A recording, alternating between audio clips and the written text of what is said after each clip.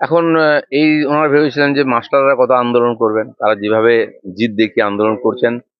এখন সরকার চিন্তায় পড়ে গেছে যে এই আন্দোলন চলতে থাকে, ইলেকশনের বছর কি হবে, এতগুলো পরিবার এবং সাধারণ মানুষ এই দুর্নীতি নিয়ে খুব ক্ষুব্ধ আছেন। তো বলছেন পুলিশ কিভাবে শুরু করেছে ওদের আন্দোলন দাবানোর। ডিআই অফিস ঘেরাও যেদিন জেলায় জেলায় হলো, সেদিন পুলিশের আমরা রূপ দেখেছি।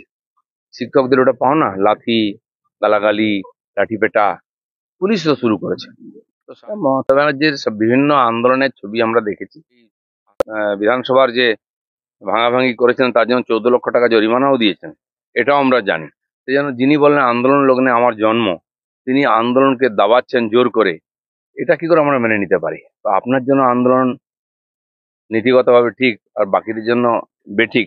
মুখ্যমন্ত্রী এবং অভিষেক ব্যানার্জি কালকে দুজনেই খুব সুকৌশলে একটা চেষ্টা করে গেলেন, যারা বিকাশ ভবনের সামনে আন্দোলন করছেন, যোগ্য চাকরিহারা শিক্ষক শিক্ষিকা, তাদের আন্দোলনকে তারা কটাক্ষ করলেন। একজন বললেন যে আন্দোলন হিংসাত্মক কেন, অভিষেক ব্যানার্জি তিনি বললেন এই কথাটা। আর মমতা বন্দ্যোপাধ্যায় বলে গেলেন যে লক্ষণ রেখা পেরোবেন না। তাহলে এটা প্রচ্ছন্ন থ্রেট দেওয়া হলো, এবং যারা শান্তির কথা থ্রেট বলছেন দিচ্ছেন, বদনাম করছেন, যত রকম ভাবে হেয় করার চেষ্টা করছেন, কিন্তু তাদের ভবিষ্যৎ কি হবে এটা ঠিক করছেন না, যে দায়িত্বটা ওনার আছে। এখন এই ওনারা ভেবেছিলেন যে মাস্টাররা কত আন্দোলন করবেন, তারা যেভাবে জিদ দেখিয়ে আন্দোলন করছেন।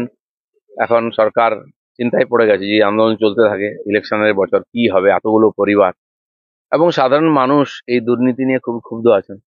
তো সেই জন্য তাদেরকে হেয় করা, ছোট করে দেখানো, এই করে নিজের দায়িত্ব থেকে পালাতে পারেন না। এই সমস্ত সমস্যাটা তৈরি হচ্ছে ওনাদের পার্টির লোকেদের জন্য, এটা ওনাকে ভাবতে হবে। সমস্যার সমাধান করতে হবে, সেটা না করে উনি সমস্যাটাকে চেপে রাখছেন। কারণ ওই যে 8,000 শিক্ষকের কাছ থেকে যে টাকা নেওয়া হয়েছে প্রায় 800 কোটি, সেই টাকাটা তো আর ফেরত দিতে পারবেন না, কারণ তার পার্টির লোকেরাই যুক্ত, উপর থেকে নিচে সবাই। এবং কি পার্থবাবু ভেতরে আছেন, তারও এতে হাত আছে।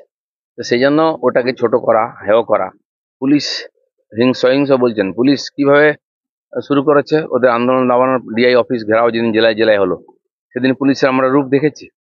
শিক্ষকদের ওটা পাও না, লাথি, গালাগালি, লাঠিপেটা, পুলিশ তো শুরু করেছে। তো স্বাভাবিক, যাদের জীবন আজকে বিপন্ন, মরা বাঁচার প্রশ্ন, তারা তো সবকিছু করতে রাজি হবে। তাদেরকে উস্কাচ্ছেন কেন, উপভোগ করছেন কেন?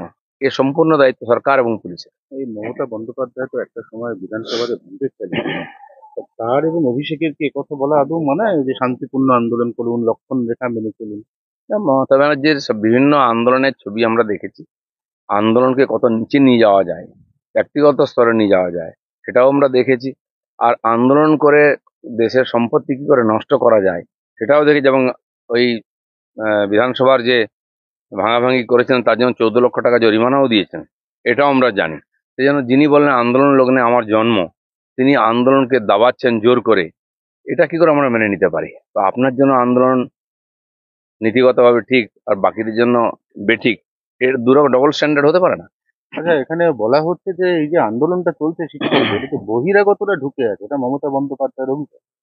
না, এ তো যে কোনো নামে একটা জুড়ে দিলেই হলো। মুর্শিদাবাদে গন্ডগোল হয়েছে, বহিরাগতরা চলে এসেছে, বাংলাদেশি লোকেরা। এখানে বহিরাগত, আন্দোলনে বহিরাগত, আপনি কি করছেন বহিরাগত কি না সেটা দেখার দায়িত্ব সরকারের নয়? কে বহিরাগত ওখানে বার করুন না টেনে। যাকে পুলিশ লাথি মারছে সে কি বহিরাগত নাকি, যাকে লাঠি পেটা করছে? অসফল শাসকের এই ধরনের উদ্ভ্রান্ত মূলক কথাবার্তা।